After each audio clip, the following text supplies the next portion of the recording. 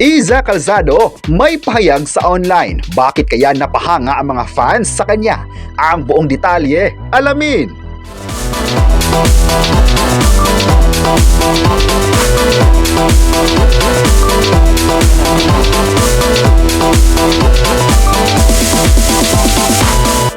Ngayong hapon, trending sa online world ang naging pahayag ng sikat na kapamilya na si Iza Calzado. Sinagot na ng batikang aktres ang matagal ng tanong kung magsushowbiz ba ang anak niyang si Dea. Para sa celebrity mom, hindi minamadali ang anumang desisyon pagdating sa kinabukasan ng kanyang anak. Lalo na kung usapang showbiz ang pag-uusapan. Sa panayam kasamang ibang media sa naganap na Smart TL Home launch event sa Wilcon Difo, diretsahan ang sagot ni Iza kung mag-aartista si Dea. Ayon pa niya, sa gayong mga bagay, dahil nga ay nasa content creation sila, ay mayroon silang brand partners. Naging obvious naman na napasok na siya sa ganung bagay. Aminado ang actress na kahit bata pang anak, may mga pagkakataon na exposed na ito sa camera at creative environment. Pero nilinaw niya na iba pa rin ang tunay na pagpasok sa showbiz industry.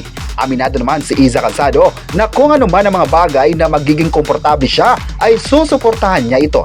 Pagdating naman raw sa personalidad ng anak, ibinudyag ni Iza na unti-unti nang nakikita ang pagiging expressive ni Dea. Napakakikay raw ng anak niya at alam na niya kung ano ang damit na nababagay sa kanya. Samantala, sa parehong event naman kung saan siya nakapanayam, ibinahagi ni Iza ang kanyang pananaw tungkol sa modernong pamumuhay at seguridad sa tahanan. Naanin niya ay isa sa mga pangunahing prioridad niya bilang ina.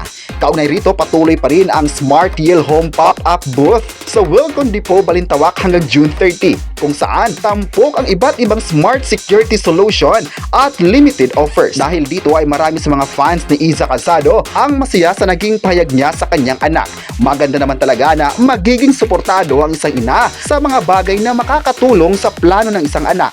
May nagsabi naman na sana gagawa na ulit si Iza ng proyekto sa ABS-CBN dahil na-miss na rin siya ng mga tao. May nagsabi naman na matagal din siyang inantay ng mga tao kaya hoping sila na makita siya muli sa isang project ng ABS-CBN. Maraming mga proyekto na din siyang nagawa sa Kapamilya Network kaya bagay na bagay siya sa mga bagong series na posibleng ilalabas ng DOS. May nagsabi naman na hindi talaga siya pakakawalan ng ABS-CBN dahil magaling siyang talent at loyal sa istasyon. Umaasa naman ang mga fans niya na maipasok siya sa bagong series ni Coco Martin na nagsimula kagabi. Kayo, ano ang masabi nyo na may pahayag si Iza sa kanyang anak? I-comment na kung gusto mo rin ba siyang maging part ng Sigabo at huwag kalimutang i-subscribe ang ating YouTube channel.